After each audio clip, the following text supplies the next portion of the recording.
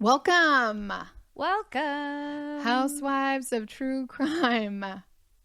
Jenny. Times two. Times two. Oh my gosh. Okay. If you guys are watching on YouTube, I set up this makeshift studio and it's got wires and everything behind the scenes you cannot see. It's crazy. And Jenny walked in and she was like, what is this? It's very techie at the moment. If you guys only had a slight clue of what is happening right now. Yeah, she has to hold her mic because it's the stand is actually not standing. So anyways, it will get better, I promise. But if you are listening on Spotify or Apple or wherever you just listen to podcasts and you're not actually watching, then you are going to be just fine. Yes. But welcome. We have Jenny officially is a disco biscuit and she is starting off today, which is crazy. And I got us a decoration for Christmas. I saw that. I was like, it's very disco biscuit appropriate. Yes, I know. Thank you for that. I found a wreath made of disco balls, you guys. And so I had to buy it. And it's missing a disco ball actually on the top. It is? Oh, yeah. It's I hope you got a discount. You know what? You didn't even ask, did you? You need to ask for a discount. That should be like 20% off. It should. Yeah. Yeah, because it was from Home Goods. And I think they do give a discount when they're like missing a ball. Yeah. Well, now you know for next time. Now I know. So anyways, we are on our home stretch of the year. And I'm sure Jenny has already gotten all of her Christmas shopping done. I actually haven't. You haven't? No. I know that's like really shocking. Yes, it is. I haven't. I'd like to. I prefer to start shopping in like July, but I do have a place where I have some items ready to go. Okay. But I'm not done. Yeah. I think that my daughter is getting absolutely zero. We won't talk about why, but she's giving me gray hairs, you guys. 16-year-olds. Well, she's not even 16. She's like pre-16 by 2 weeks, but she has given me a run for my money. Yep. Yes. That's exactly what I was thinking. Definite run for my money. Actually, I was thinking of you this morning because I was so irritated that my kid needed a last minute poster board, which, by the way, why is it always the poster boards? I swear and they're always sold out, by the way. Yes, exactly. And then I told him, I said, you realize you're going to only have like a neon green in the store. And then he says, oh, I'm going to handle it. But, I don't have money. So where's your credit card? Yeah, exactly. And have you even looked at the store hours and all these things? And I was so irritated. And then you thought about me and you were like, wow, my kid is actually doing just fine. And then I realized, it's fine. I'll take the poster board. Yeah. Kyla's costing me a lot of money right now. So, all right. This case is a long one. And if you don't know Jenny yet, she has a full-time job. And so she is doing this out of the kindness of her heart on her lunch break, which is great. And so this case is long, but it's so well worth it. You are going to you are going to just blow my mind. It's going to blow your mind. It's actually pretty nuts. So I'm here for it. Okay. So this is the case of Clark Rockefeller.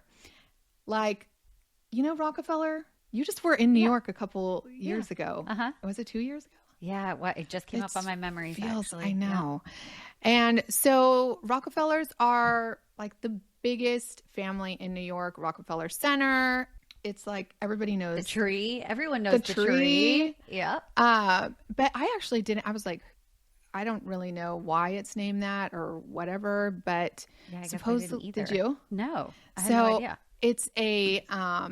It's from a guy named John D. Rockefeller. He was the richest man in all of modern America. And if he was still around today, he would be up there with like Elon Musk-esque.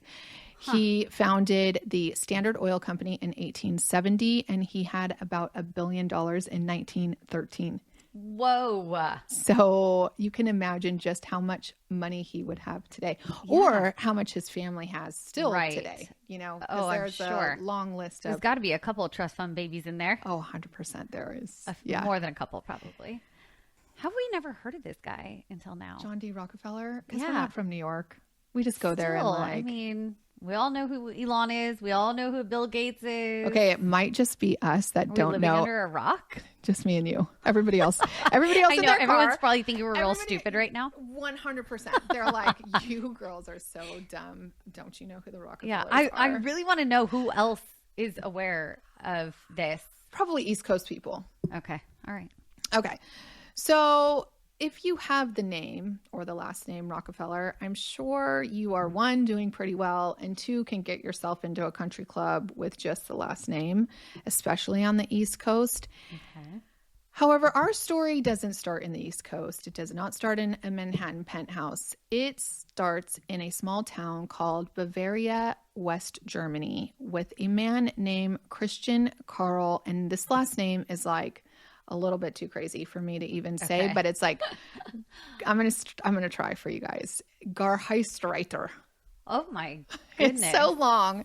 It's very German last name. Yeah. Okay. So Christian was born February 21st, 1961. His father was a house painter and like an artist, but like an amateur artist. Anybody would know. Okay. And his mother was a seamstress. Okay. So even though Clark wasn't from like the aristocratic family, he really fancied fine money. And he really, really loved the show Gilligan's Island. Oh my gosh, I used to love that show. I did too. Okay, so yes, I would watch it at my grandma's house all the time. Okay, so did I. And do you know it was only on for like 3 seasons, and it was in I think like the 60s or 70s. So it's crazy that it was only 3 seasons. Yes, and we watched it as like I must have rewatched the same episodes like 16,000 times. Same. Yeah. Same. I watched it all the time, and I'm thinking to myself like, our kids don't watch Full House or anything that we used to watch. Oh no, my kids do. We are obsessed with Full House like in my house. The old Full House, yes. Not the Fuller House. We have watched both, and now we are rewatching episodes. Yeah. No way. Yeah. Okay, maybe it's just me. All right. Well, yeah. I like that. But that's probably like the only example that you could put out that I would say that to. Yeah, like Three's Company. Anything else? No. Okay. So Small Wonder. Oh my gosh. Small Wonder. I love that. That show so much. That was my favorite show of all time. Actually. Yeah.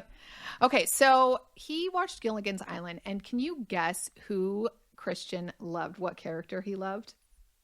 No. Thurston Howell III. Oh my gosh. Can you do that voice again? Yes. Actually, Christian would do that voice come later on in his life when he got to America, because he was so obsessed with Thurston Howell III that he learned his accent. Like he was like, oh, that's how people in America talk that are rich. Wow. Okay. At 17, Christian decided really that Germany wasn't for him and wanted more. So in 1978, he managed to charm this American family that he met on a train in Germany. So he meets this random American family. And of course, as soon as he meets them, he's like, oh my God, they're Americans. I want to go to America. So he like invites them over to his house. And he's like so well-spoken. And by the way, Christian read like, he was like in the library all the time. He read. So his vocabulary was like higher than the average bear. And so he talks to these Americans, and they are like, oh my gosh, this kid is awesome. Why don't you come over? When you ever come to America, you can stay with us. And sure as shit, he was like, sign me up. So he makes his way to the United States, no joke, and shows up at these Americans' door. They probably never thought he was actually going to come. No. That's probably what happened with you inviting me on the cruise. You probably didn't think I was actually going to come. There I was. There you were. And now here you are. Yeah. No, I thought you would come. It wasn't easy to get you to come only because you work and like you had to take off. But logistics of kids and all that. Yeah. And kids logistics is really crazy, but you made it work. Yeah. We all made it work. And the Wi-Fi was terrible also. So we couldn't really contact our family that much. And we were really busy. Yes. So anyways, okay. So he shows up to America, to these families' door, and they were like, okay, sure. You can, go to college or not. I think he was in high school. I think he registered for high school and basically was like their exchange student. Whoa. Yes. Which is not like a 1 week visit. No. That's like you're staying there on these people's couch. And supposedly he kind of acted like he was just high society and wanted these guys to make him breakfast and lunch and dinner. And they got pretty tired of him pretty quickly. Yeah, I would imagine. I guess when he decided that he wasn't going to answer the door for their daughter who came home and left her outside for like 2 hours, they were like, "Are you kidding me?" No. Can you imagine? No. Yeah. So they were like, I mean, I guess there is a maturity level there, right? Like you're so intelligent, but your maturity level is not there yet. Right. Yes. Because you're 17 and you're like right. an asshole of a child still pretty much when you're 17 and you're like, I'm not getting out of bed. But on the other hand, you're like, you're freeloading at our house, going to school. Get up and answer the door. Answer the door. Yeah. Yeah. Wow. Okay. So Christian overstayed his welcome and they didn't like that attitude. No one would. And really that, I think they were ready for him to leave. The door, the not answering the door was just like the straw that broke the camel's back. So Christian decided that at this point that Christian Gerhartsreiter. We're going to get a message from some German person after this giving us a lecture or a lesson. I love Germans, by the way. I have best friends that are Germans and they would just be laughing right now. So if any other German doesn't like how I say that last name, just know that I mean it in all good fun. Okay. And Christian, he was like, that's a mouthful too. And it's not very American. So he decided he was going to change his name to Christian. Kristen. I was like, wow, we're really like, taking a turn here. That's more like 2025. Okay. No. He was going to start going by Christopher Kenneth Gerhardt. Okay. He thought that this new name really sounded more American. It is a little easier to pronounce. Yes. And he makes his way to Milwaukee, Wisconsin. And this is in 1979. He decided to enroll in the University of Wisconsin, Milwaukee. And his goal now was just, he wanted to stay in America permanently. But if you want to stay in America permanently, you kind of need a green card.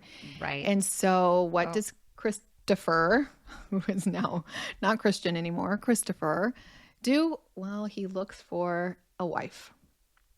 He finds he's very church going too. He finds his like niche in these churches everywhere he like moves. He gets like himself like involved in the church. And so and then does he take advantage of people though? That's what I'm wondering, right?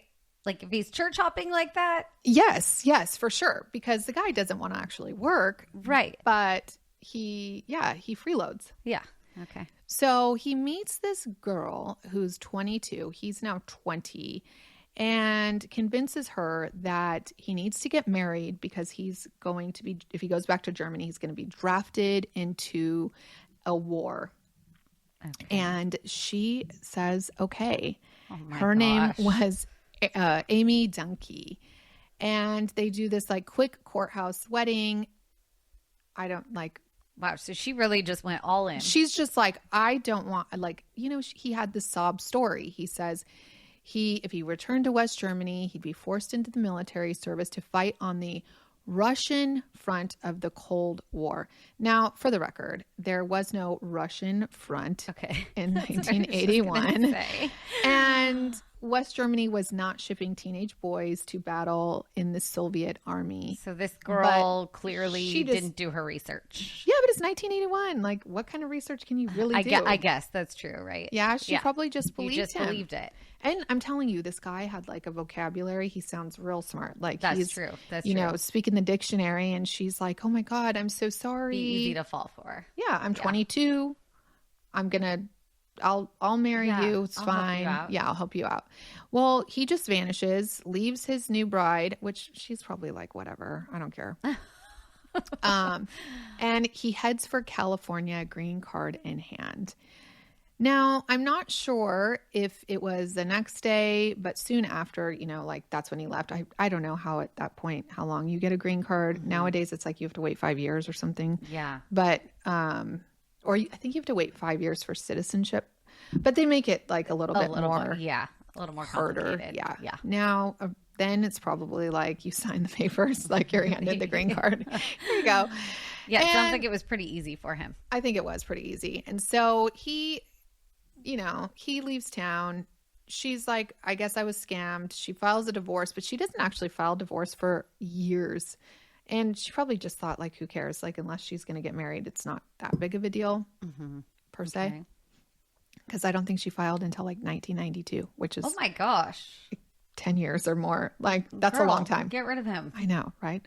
And she actually had to put an ad in the newspaper because she didn't even know, like, how to get in touch with him. Yeah. Wow. Yeah, so then Christian decides that California has good weather and palm trees and took himself there, which, listen. This guy gets around. Yes, he does. And I agree. California has palm trees and good weather, and I like it. I know. And so does Jenny. She misses it. We both miss the weather. I do. But I really love Texas, too, for the record. I know. But, it's actually the Texas weather right now is so beautiful. And Jenny and I are like cringing at the fact that it's going to get cold any day. I'm not ready at all. Take me to Palm Springs. I know. Maybe we should. A lizard. Maybe we should plan a trip. Oh, we need to record there, I think. Palm Springs used to be our jam, man. We would take our kids. We would do these girls' trips and we would get vacation on points and then take our kids. The best days. And take our German au pair. Okay, but we have to tell this story real quick. Okay, what? When we were at the hotel and we would do the water slide like 1,000 times. And at that point, like the kids, we had littles and they would want us to go with them. Yes. And you were pregnant. Oh, yes. And you had your tankini, I think is what we'll call it. Yes, because I was very pregnant. I was pregnant with Colton. Yeah, and I thought it was a maternity suit. And you came down the slide and you were so upset. You said there's a grandma up there wearing the same swimsuit. And I was like, no, I'm sure it just looked like that. And you were insistent. No. Here comes grandma down the water slide. She was like 80, you guys. She really was. And I mean, she got out of that water and I just looked at you and said, we should have taken a picture. Yeah, you're right. You're right. Same swimsuit. Same exact swimsuit. Oh my gosh. And it's fine. It's fine. I mean, you were pretty mortified. I was mortified. The time. I was probably 8 months pregnant. Yeah, maybe even pushing 9. Yeah, I was huge. Okay, so that's where Christopher now takes himself, which, by 1983-84, he surfaced in Southern California. Oh, he first went there because he's like, I'm going to be an actor, like all of them do, when they go to California. And in 1983-84, he was not an actor. He didn't make it to the big screen, but he did create another persona. He's no longer Christopher, Gerhardt. He is now Christopher Mountbatten Chichester. What? The 13th Baronet. That is a mouthful. Where does he even come up with this? I don't know, but guess what? He also wasn't American anymore. Oh, this accent was horrible. No, he's something else now. He's an English aristocrat. With the accent and all. And he even had a crest. I mean, this guy was something. He was like from this baronet family, I guess. I mean, and he was going to church and he was kissing ladies' hands, like, grabbing them and like introducing himself like, I am Christopher Manhattan Chichester. So the 13th Baronet, not that I really even know what that is, but that sounds real fancy. And I think it probably sounded real fancy to a lot of people. Okay. So this royal, he would even give business cards with like his crest on it. like embossed crust. Oh, yes. my gosh. And he was living in San Marino, California. Do you know San Marino by any chance? A little bit. Okay. Not, so it's like not super familiar, but a little bit. Yeah. I'm not very familiar either, but I guess it's like a very wealthy suburb of LA. I think it's like Pasadena-esque. So, but I'm not really sure. He was 20-something years old, dressing like an Ivy League East Coaster with this impeccable manners, this British accent. Yeah. And he owned it. He would go into country clubs and church events telling people that he was British royalty and a film producer. Wow. And the town residents, they ate it up. Like I said, he would kiss women's hands. He had all the charm. And he'd hand out his business cards with this, Does he ever get nervous he's going to like slip up? I don't How think do you just walk around holding that type of character and accent for days on end and never slip up? Years on end, Jenny. Years. This went on for years. So I don't know. Like if somebody did that to me and handed me their business card, I might like roll my eyes. But I guess the people there were just like, this is so amazing. This guy is so very important. And we just want to be around him. He ended up becoming like a local fixture at like social clubs, churches. Everybody invited him to come. He spent a lot of time still in the library. Anywhere he could network, he went, and he would, scrounge a free meal wherever he could get one, but he didn't act like he was going there for a free meal. He would not act like, he was going there to do them a favor, to go to their charity event or whatever it was. He would befriend elderly, wealthy widows. Oh, see, I do not like that. Yep. And he sweet-talked his way into their mansions for fancy dinners, fancy parties. He even managed to rent a guest house on a family's property. Now, I don't know if he had to actually pay for the guest house or he just, got a charitable donation from this like somewhat wealthy lady. The family was the Sohus family, I think is how you call it. It's like Sohus or something like that. Sohus family. It was an elderly woman named Dee Sohus, I think. And she owned this big house in San Marino. Her adult son, John, and his wife, Linda, lived on the property as well. So they lived like in one house. Christopher Chichester lived in the guest house, but he also didn't ever tell anybody that he actually lived in this guest house, right? Because that would kind of be beneath him. He would say he lived in one of these crazy mansions, and he would actually have them people drop him off at the mansion and then walk to his guest house. Oh my God.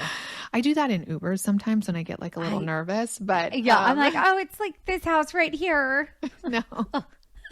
I did that one time and the Uber driver was like, I picked you up at that house like a couple times ago for the airport. And I was like, oh, yeah. Oh my gosh, that's so embarrassing. I was so embarrassed. I was like, okay, I don't even know what to say. Like, right. Today I'm going to this house. I'm going to my friend's house for dinner. Yeah, it was a long walk, so I just figured I'd get dropped off here first. But I was mortified. I just looked down and like. That's definitely something you would do, though. No offense. Yes, it was. Like, I didn't even recognize you from 2 days ago. Yeah, I don't recognize people. I have a problem. Okay, so Chichester charmed Dee Dee into letting him stay in this small cottage in her backyard, and Sir Chichester, living literally in the guest house out back, but no one knew that part, like I said. So Dee Dee, the landlady, apparently also was a drunk. Oh. So she was just Even happy. More fun. I know. She was just happy to have someone around to talk to. And supposedly, he fulfilled that duty. I suspect, and I have no real knowledge to this, but I suspect that he was giving these elderly women like attention that they wanted. Oh, I'm absolutely. Yeah. And so they kept him around.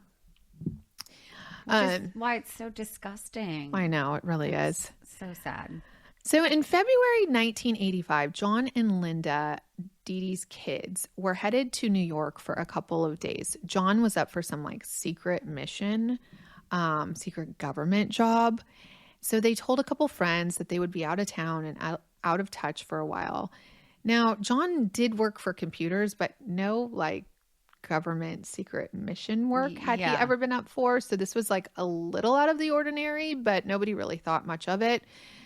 However, John and Linda never returned from New York. In fact, no one ever saw them off to the airport, and no one ever saw them again. They just vanished. All their stuff was still there, their truck, clothes, money, everything. They just were never seen again. And Chichester actually seemed to know most about this job opportunity, this classified mission. And he just assured Dee Dee, like, don't worry, John is on this mission. No one can know about it. And she was like, okay, well, I guess so. And she's probably just hitting the bottle, like, whatever. Yeah. But as weeks went on and no phone calls from either Linda or John, the suspicions did grow. Some friends found it odd that John and Linda would just end up leaving without a word. And Dee Dee, although, you know, a little diluted, finally did get pretty distraught when Christopher Chichester also disappeared. So she filed a missing persons report. Chris may have told some neighbors that he was going back to England. That's, you know, I read some places that he told people, but then I also read that he just like kind of vanished in thin air. Yeah. However, guess what? He did take John's truck with him. Yeah. So for years and years. Not surprised. Yeah, right. For years and years, John and Linda's disappearance was just a mystery, an unsolved mystery. In fact, that was actually shown on Unsolved Mysteries. What? With a photo of Christopher Chichester. Okay, that's what I was going to ask. Did they ever look into him, or they didn't? Yeah, they looked into him. They did. Yeah. They showed a picture of Christopher Chichester on Unsolved Mysteries saying, like, have you seen this man? You know how that show is at the end. Yeah. But by the time Christopher was shown on Unsolved Mysteries, he was long gone, and he was not Chris Chichester at all. Chichester was dead, and now Chris took on the name Chris Crow. Oh my gosh, another one. Another one. So many names you can't even keep up. And he wasn't in California anymore. He was in Greenwich, Connecticut. Oh my gosh. He also had lost his British accent and now was a wealthy, famous TV producer producing an Alfred Hitchcock series, and sure as shit, Alfred Hitchcock series had a Christopher Crow on the credits. What? Yeah. So how does he come up? Like, how does he figure these out? Does he just sit there at night and try and come up with some story and then I think he reads a lot. Figure out what he likes? Yeah, I think he reads these so maybe he's like living in a fantasy world. I think he's living in a fantasy world for sure. He's a story. Yeah. Well, he is a story, but and so he dressed this part again. He went to fancy clubs. He attended wealthy churches, like real wealthy churches. Yep. No one questioned this confident, somewhat good-looking man. I mean, why would they? Right. They see his name up on the like thing. This has to be Christopher Crow. And on top of being a TV producer, he was a financier, and he even got a job on Wall Street. How in the I don't know. world?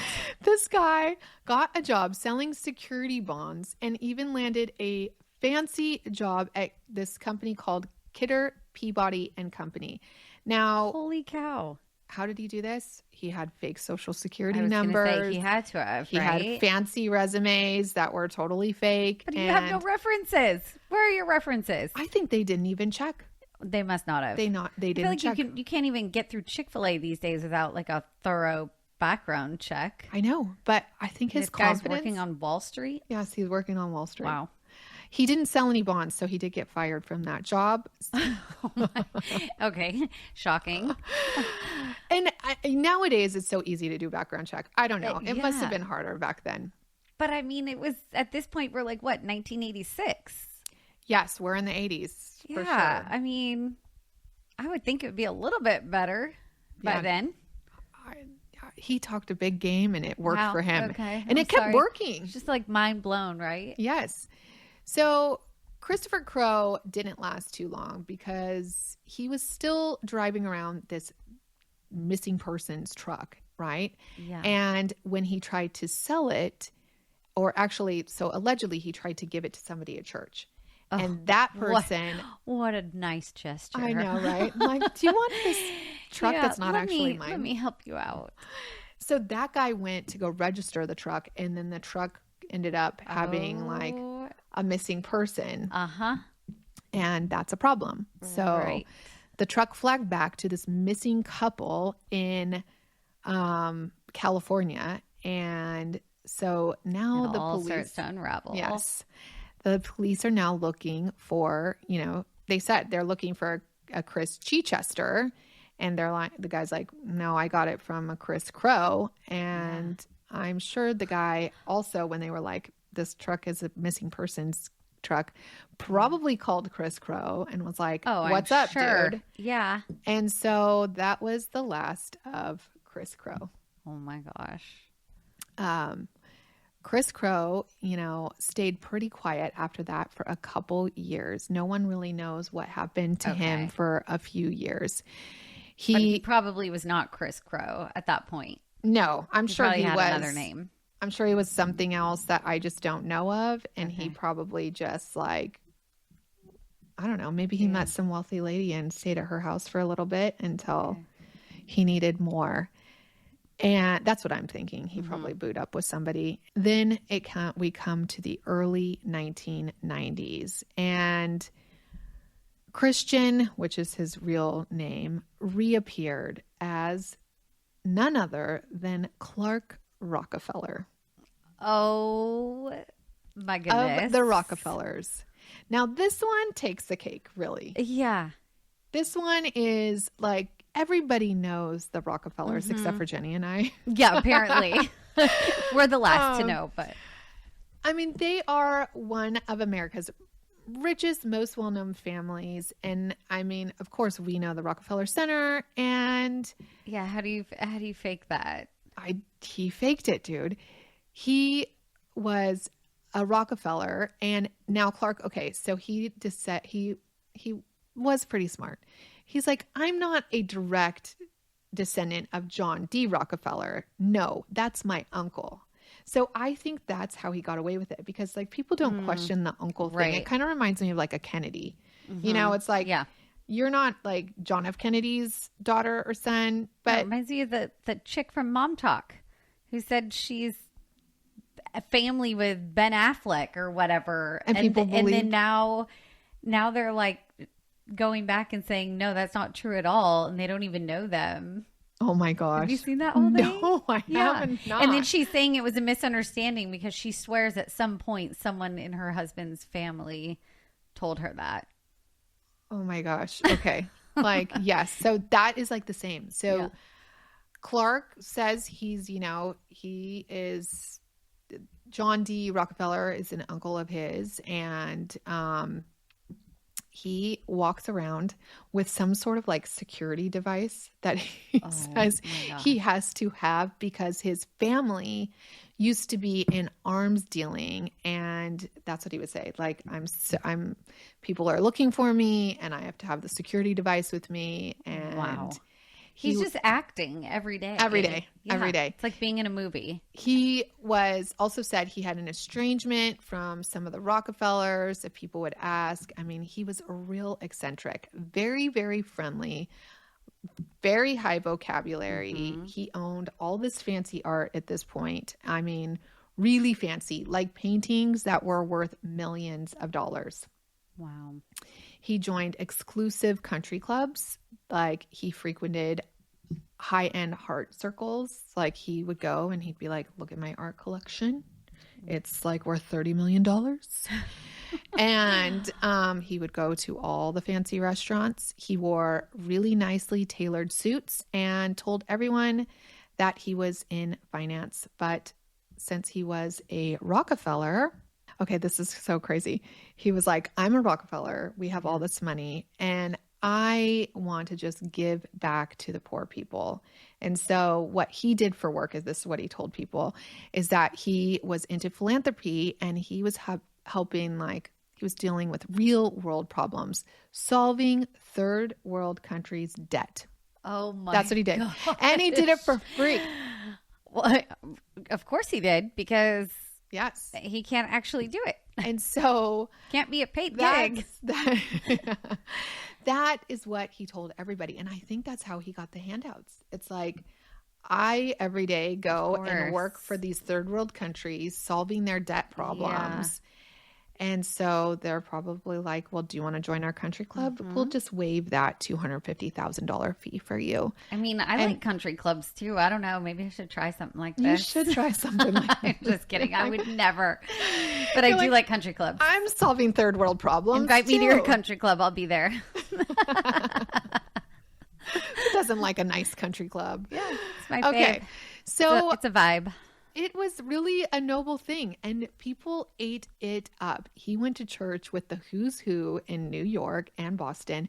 And I mean, he was like also going to church with some actual Rockefellers, saying he was a Rockefeller. This guy had the confidence. He has like I was going to say, like no confidence shame.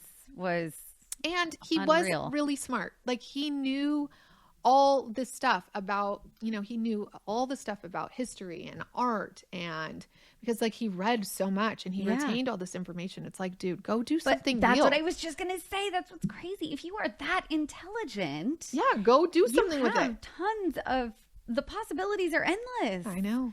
You're wasting the intelligence. He's wasting the intelligence. Or is he wasting the intelligence? I don't know.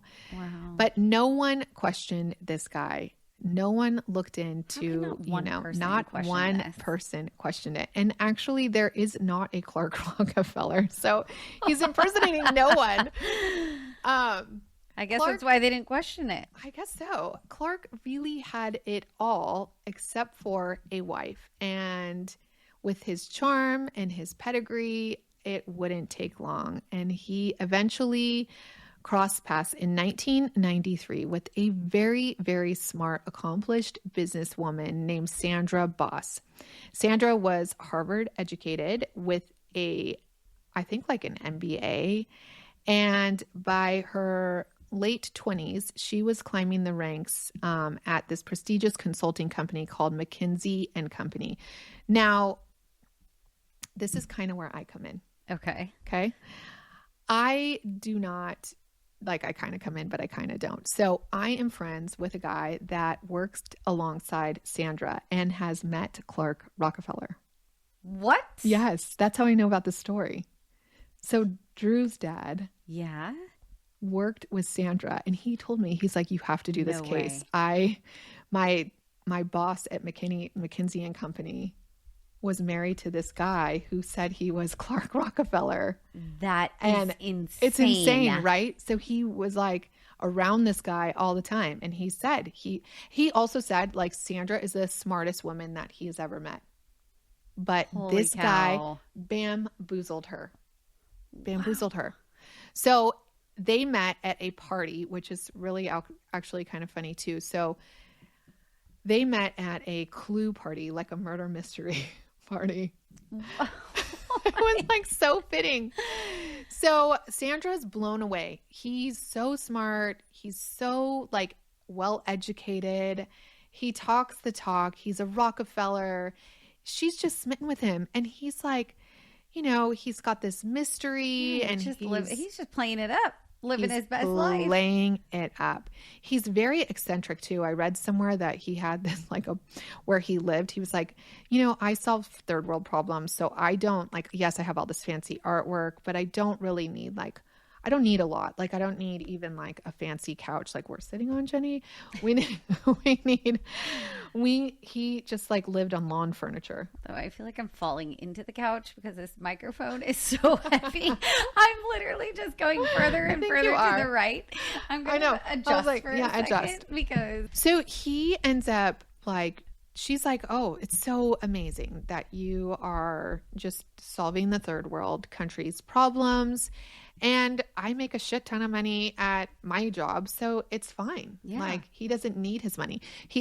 She doesn't need his money. Like Dirty John all over It again. really is before Dirty John.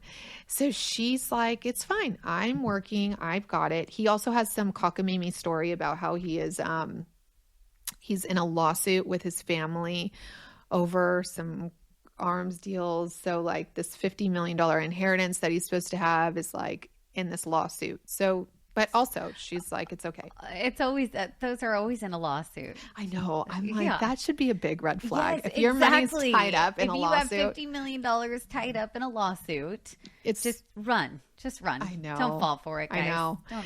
But she doesn't need the Rockefeller money. She is like, she's making, at the time when they met each other, I think she's already making like high six figures, and she's going to be a partner soon enough, and she's going to be making in the millions. So it's like, it's fine. They also were like country club members. See? Back at the country club. I bet it was a good one. It was probably a good one. Now, unbeknownst to Sandra and probably Clark at the time, in 1994, while these two lovebirds were living their, best Rockefeller life back in California, where he was living with Dee Dee and John and Linda. Well, Dee Dee had since passed, and the new owners of Dee Dee's house were moving in, and they wanted a pool. So they started digging into the ground, or construction people started digging into the ground. And guess what they found? Bodies? They found one body. They found a body wrapped in cellophane of human bones. Oh my gosh. Right there in their backyard. And now, remember. Traumatizing. Yes. Can you imagine? Yeah. No. I would be like, oh God, I don't know if I can live here anymore. anymore. I was going to say, for sure, I would sell the house and leave. I know. Yeah. Yeah. So and then they'd have to disclose that. Oh my gosh, I know, right? With half a pool. Yeah. I mean, I guess they could technically finish the pool and then disclose that at some point. I think you should do that, actually. Out. Yeah. No. Okay, so now might be higher of selling. They're like, there's a missing person that used to live in this house, and sure enough, forensic tests later confirmed that the remains were that of John Sohus. But no Linda. And I will tell you, Linda has never been found.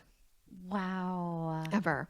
So naturally, that's so sad. The, British accented Christopher Chichester was a wanted man. Oh, yeah. Or they actually wanted him just for questioning. Like, this is a murder case. We know it. Yeah. And you somehow went missing. Where the hell are you? Holy cow. Authorities in California began to look into Chichester, and you guessed it, this guy's not easy to catch because that wasn't really his name. Right. He's about 7 names deep by he's now. 7 names deep. He doesn't even he's not even from England. And yeah, you're really looking for the wrong guy. We have no idea where that guy is. So back to Sandra and Clark living their best lives in Boston. Clark proposed in 1994, and in October of 1995, these two got married in Nantucket, Massachusetts. The wedding was really small, a very intimate setting. I think what was reported is like 8 people were present. Oh, wow. And no one from Clark's family was there. I mean, they were supposedly coming, but they were tied up. They got tied up, yeah. and something happened, and they got in some sort of feud. So, oh my gosh, it's like rich people problems. Yeah, yeah. Like those Rockefellers, they've got lots of feuds. I think Sandra was like, okay, it's fine. I'll go along with this ceremony. She also was so busy that she was like, just you take care of all the paperwork, like the marriage certificate and all that. And Clark's like, yeah, no problem. Because at this point, like, he's kind of just a stay-at-home husband, solving these problems on the I was just going to say computer, I guess, or everybody's something. debt problems. Yeah. And Sandra didn't really have time to like mess with it. So as newlyweds, Sandra and Clark Rockefeller were quite the power couple. On the surface, they lived, in this luxurious townhouse on Beacon Hill in Boston.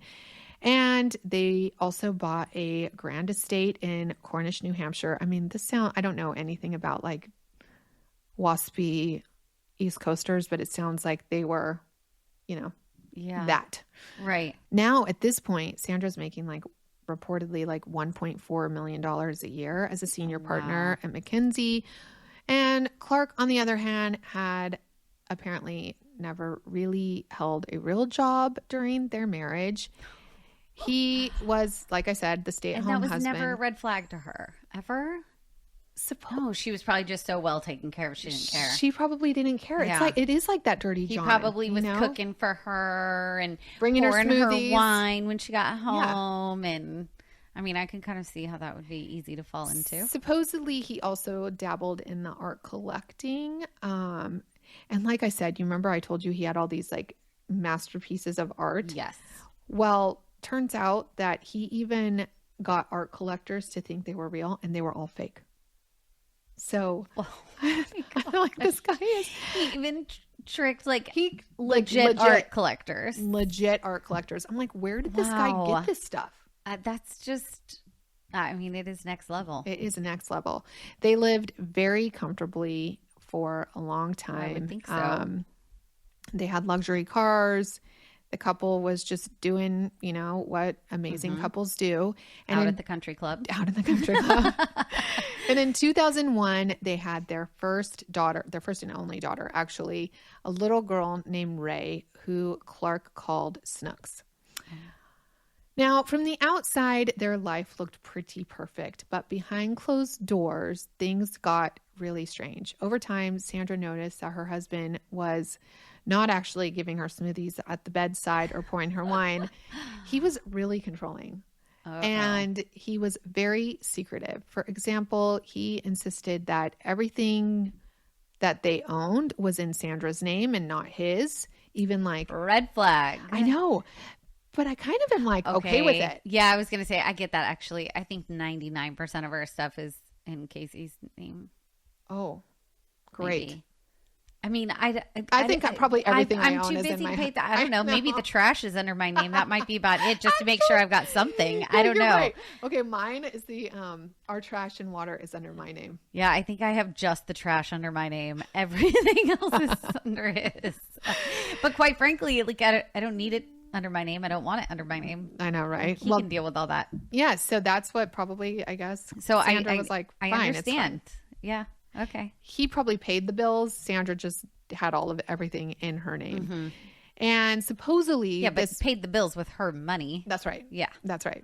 And supposedly it was to protect the privacy because of this family issues he had, because it's like arms dealers and people were after them. And, it was like... You got to be careful. You got to be careful. And it probably seemed okay at first, but after years and years, Sandra was like, dude, this is like weird. Mm-hmm. Also, you've never even owned your own cell phone plan. He would use it under friends' names. That's also super strange. And Clark had no paper trail of his existence at all. He was hiding in plain sight. Now, Sandra initially took these quirks as perhaps like, it's because he has old money and old money people are weird. But, as the time went on and his temper actually became kind of volatile, she was like, yeah, I something is off, right? Yeah. So after 12 years of marriage, could you imagine 12 years? Yes, that's a long time. She took her that long to figure something out. That long, yes. She decided to hire a PI and was like, who is this man that I'm married to? At this point... Love the PI. I know, me too. I really want to be a PI, actually. I know. I kind of want to hire a PI for... For what? Somebody I know. I'm not going to say it. Oh, okay. We'll talk later. But it's going to happen someday. Okay. If you're a PI, message me. Okay. The breaking point came around 2006, 2007. Oh no, we're not doing that. If you're watching on YouTube, I just did this 6, 7. According to later court testimony, Sandra discovered that something that set off alarm bells. Clark had told her that his mother was an English actress named Anne Carter who had died. But Sandra like, now we have the internet, okay? She did a simple Google search and found out that Ann Carter was actually alive and well and was not Clark's mother. He had totally fabricated this whole identity of his mom. And she was like, okay, what the fuck is going on here? And she hires this PI to do background check, and they could find no record at all of a Clark Rockefeller. Holy cow. No birth certificate, no college records, nothing. And Sandra would later tell a courtroom, like, he couldn't tell me who he was, and I couldn't even tell you who I was married to for over a decade. She believed she was a Mrs. Rockefeller. So blindsided. So she confronted Clark, and whatever was said or wasn't said, their marriage quickly fell apart. She filed divorce in 2007, but turns out she wasn't actually even really married to him. He never filed papers. Oh, so she didn't really have to file divorce. Oh my gosh. She wasn't actually really married. Made it easier for her. Totally. So didn't have to worry about any of those assets. But they have this kid together. So Sandra's okay, listen, I want full custody of my daughter. Yeah. I'm going to take her to London. I am going to get away. She goes to London to start like this portion New of life. like, yes. And I think they opened a London office, or they had a London office where she worked. So she's like, I'm going to take her.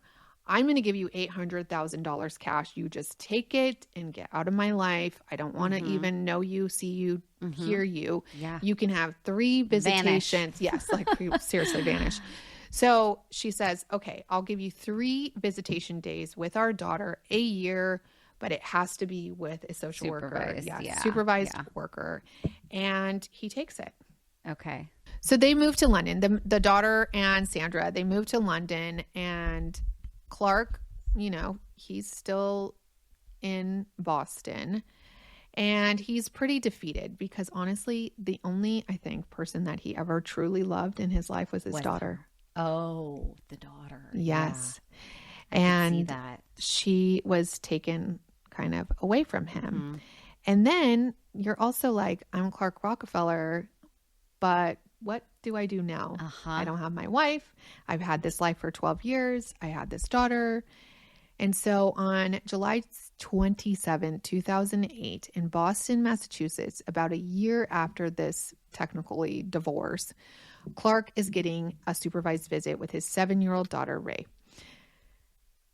He hasn't seen her in months. And remember, these are like visits with a supervised. Yeah. So he's allowed these 3 visits, and this social worker who's monitoring the child. On this particular Sunday, Clark makes a drastic move.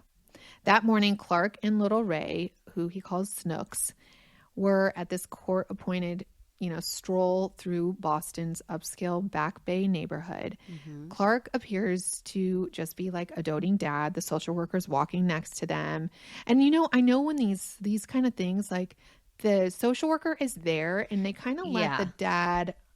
Right. They try not to interfere with the bonding. Yes. So they try to take a little step back. But now I feel like I know where this is going. Yeah. Does he take off with her? He does. No. He has a car set up, like a limo set up to just, and he tells this limo driver that he's like, hey, I'm with my daughter and this crazy friend of mine, and I got to ditch him. So like, once I get in the car with my daughter, just book it out of here. And he pays the guy like $3,000 to do this. And so the guy's like, okay, so he does just that. He like pushes Ray in the car and he's like, just book it. Go, go, go. And the guy goes.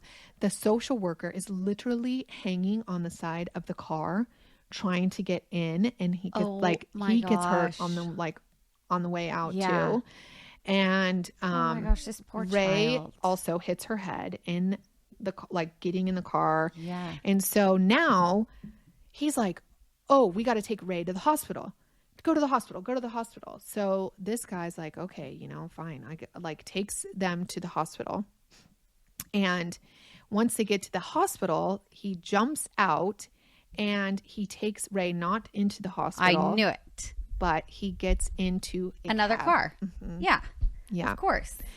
Now, within minutes, authorities are notified, Amber Alert is issued, and Clark Rockefeller is, he's a guy that does this shit all the time. Yeah. So, and I'm sure he had everything very thoroughly planned out. He totally did. 1,000%. So he has executed an elaborate escape, and he has it all in place. So he goes to the hospital. He then gets into a cab, and in the cab, he also tells the limo driver, by the way, that he's going into the hospital and to wait. And so the limo driver waits there for like 3 hours, thinking that they're in an emergency room. Oh my gosh! Instead, he's in a cab, all the way going to did the guy didn't like watch them walk through the doors? He didn't notice that they ran into a cab? I mean, that dude's I don't know. Maybe he walked into the door and then walked out of another door and got in a cab somewhere else. I mean, I guess maybe. And so the cab driver takes him to the Boston Sailing Center, a place where he kept a boat, and he always was there. And now, by the way, he said sailing was a hobby, he likes those yacht clubs. Of course. All right. So at this point, he has a woman, a friend that he was there with, waiting in a white Lexus. This friend, he had roped into this plan without knowing. He told her some story that he needed to get his daughter to New York City, gives her $500. She agrees. She's like, okay. She has no idea that she's kidnapping this child. Boston police are scrambling, and the FBI agents are now getting involved because it's a child abduction.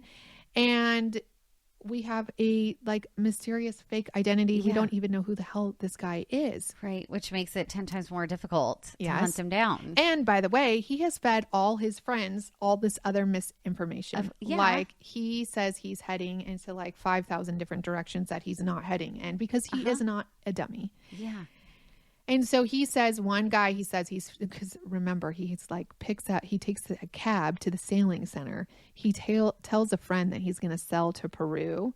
Well, he doesn't even go to the sailing center. He just now goes to New York City. And so he tells another person he's going to Alaska, another person he's going to the Bahamas, Turks and Caicos. So he's planted all these red herrings everywhere. Seeds. Yeah. So investigators would later say that it was fascinating that this guy leads them to all these dead ends, right? But he really went to New York City, and they actually hit traffic near Grand Central Station. Okay. And he just gets out and bolts? Gets out with the daughter. Oh my gosh. And at that point, some friend of this driver calls up and is like, oh my God, have you heard the news about our friend Clark Rockefeller? He's stolen his daughter. And she is like, what? Oh my God, he was just in my car. She calls the police and is like, what the heck? This guy conned me into taking him and his daughter to New York City, probably saying he was going to take her on a daughter daddy date, and she calls authorities, and she's like, I just helped this guy go. Making that call? No. And they're like, and then that guilt, and by the way, that Clark Rockefeller is not a Rockefeller at all. In that, So no, I cannot even imagine. Wow. Okay, so you remember he got the $800,000 from this divorce settlement, and at least $300,000 of it he converted to gold coins. So he could just, I guess, I don't know. I can't imagine paying for something with gold, but I guess it's a way to transport money easily. And then the rest he had in cash. And so he knows he's on the run. Clark and Ray were long gone from NYC, and it turned out that Clark hopped onto a train and made his way to Baltimore, Maryland. Now, why Baltimore? Because, Charles Smith, who went by Chip, just so happened to buy a small apartment there, or maybe rent one, I'm not sure. And Mr. Rockefeller, no more. He was now, oh my gosh, a yacht captain. Another one. Yes, named Chip. Oh, a yacht captain. Okay. A yacht captain. I like a yacht captain. Charles Smith.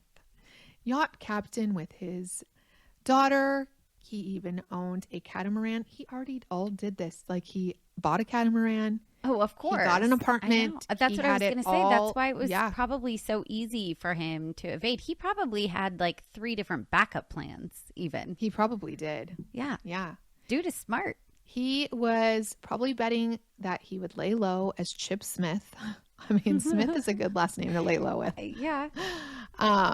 With his daughter until the heat died down and then maybe slip out of the country on the boat. I don't know. But for once, Jenny, finally somebody, things right? did not Come go on. Things did not go to Somebody's got to stop this man at some point.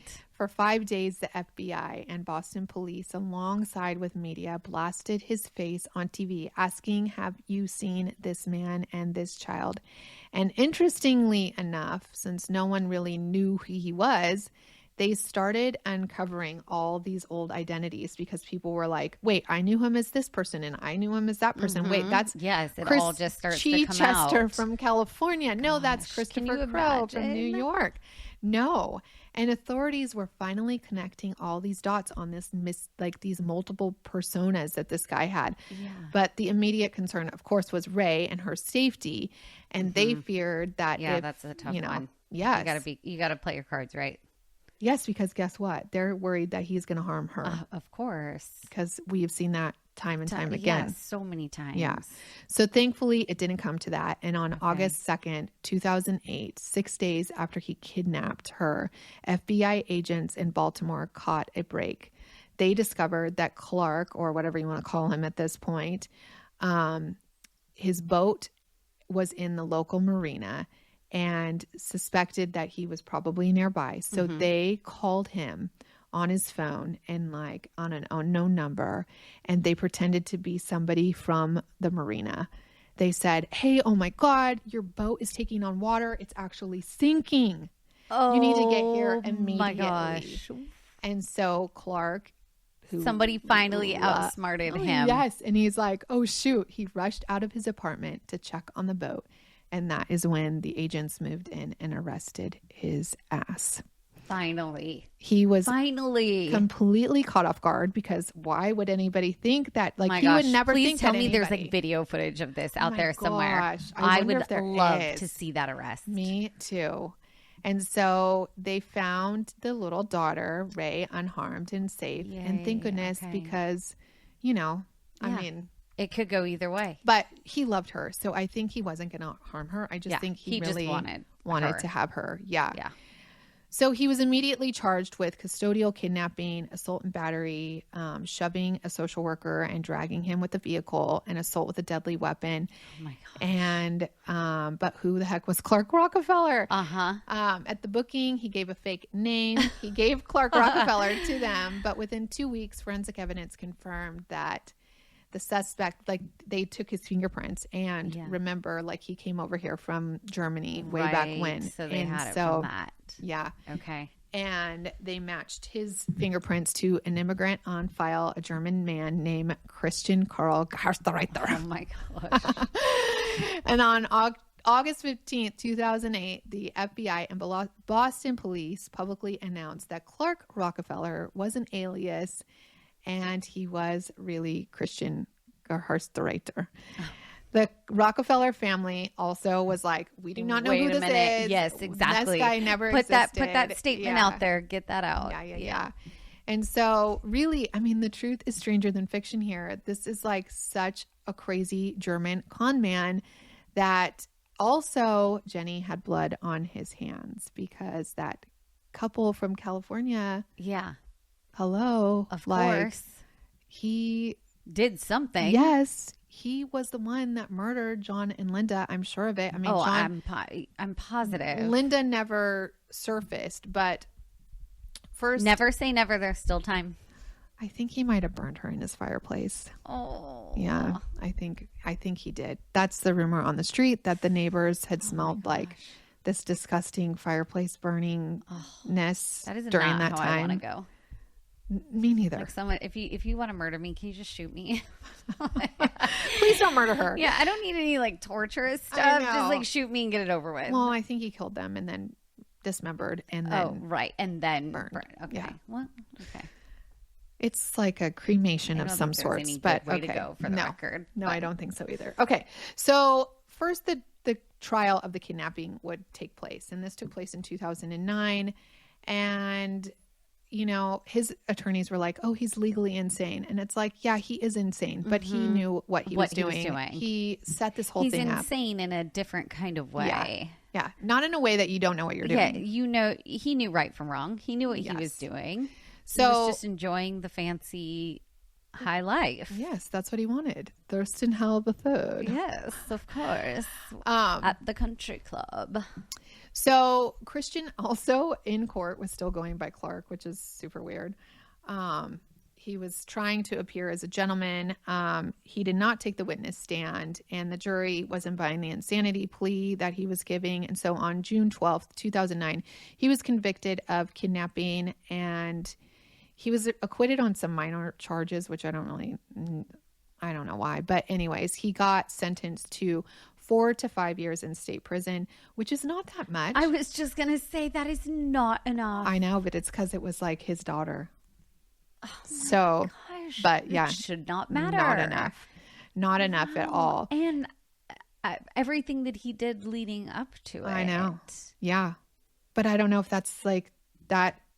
Besides a murder, like I think you can be a con man. Well, yeah, but I mean, I know con men.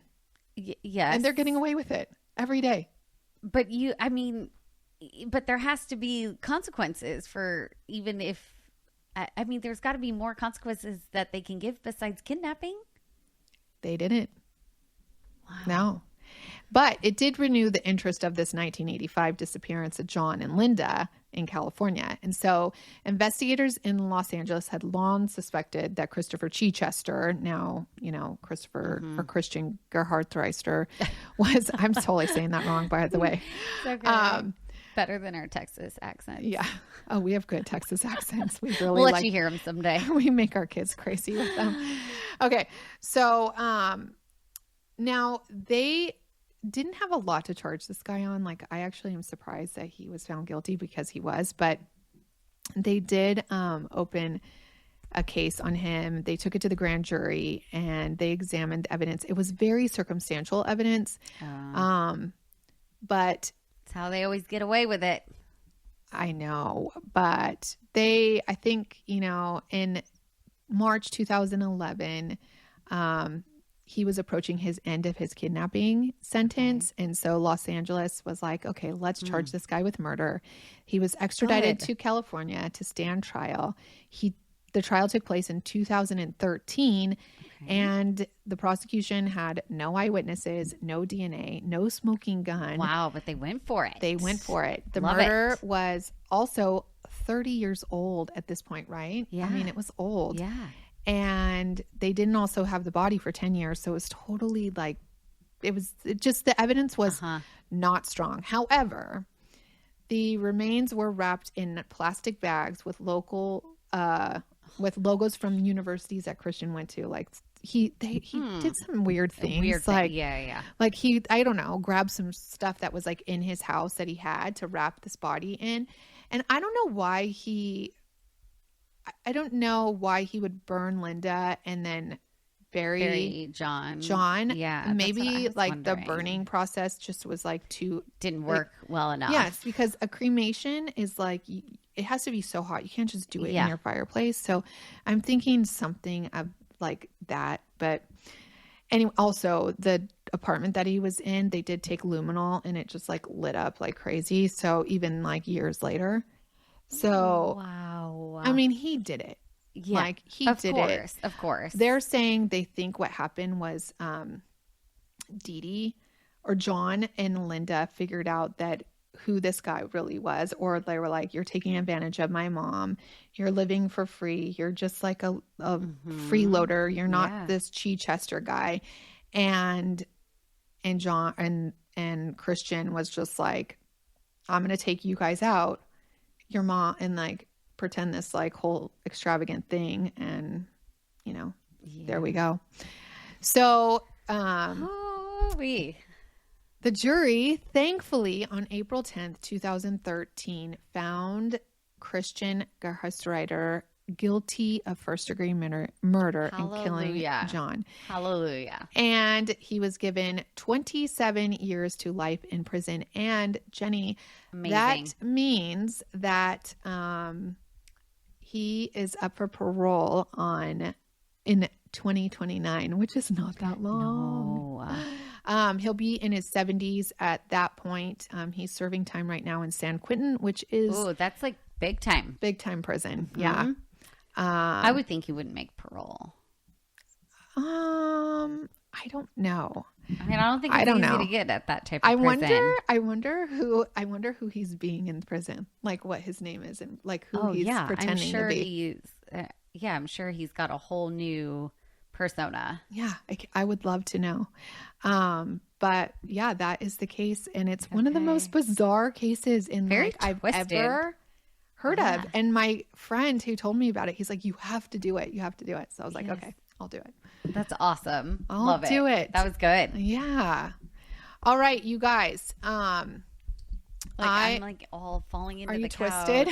I mean, this is going to be a very weird video for people. It's to okay. watch. I know. It's fine. It's fine. You guys just know that we did our best. We did our best. And we even color coordinated. I was going to say that was an accident. Yeah. I showed up and after we started, I was like, wait a minute, we're in the same color. Yeah, that's so funny. And we matched the curtains too, which is We weird. do match the curtains. My curtains are actually the same exact color. Yeah. You guys can't see them, but they are this color. We need to do a behind the scenes pic. We should do that. And then also Patreon is on Thursdays, and I think we will have a bonus case this coming Thursday. So check us out there. It's patreon.com/Housewives of True Crime. Or if you're on Apple, you could go to the Clink Clink Club. And that's super easy. You just push subscribe. Or you can go on Spotify, you could go to Housewives of True Crime bonus content. So there's 3 ways to get us on Thursdays. And it's a really good. Jenny was on last Thursday. So if you didn't check it out, we just, kind of talked about the cruise, and you got to hear a little bit more from her. So I think you guys will like it because we're going to kind of talk about just, you'll get to know Jenny a little bit better if you listen to Patreon. And I think you guys are going to really enjoy us and our friendship. And I'll have to tell you really one thing very quickly because Gretchen and I worked at Outback, and I know that you guys all know that. And Jenny's husband and I also worked at Outback, and you'll know soon, but Jenny's husband and I have known each other since we were children. Mm-hmm. And that's how I met Jenny. And so, and her husband's name is Casey, and he's been one of my best friends forever. He says he'll never listen, by the way. Oh, really? Yeah.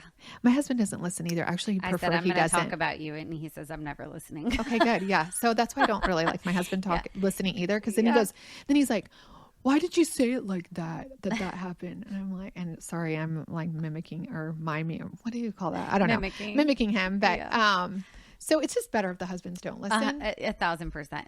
So just say it's fine. Just be supportive and don't listen. All right. So that's all for today. Catch you on Monday or on bonus content on Thursday. Sweet. Clink, clink.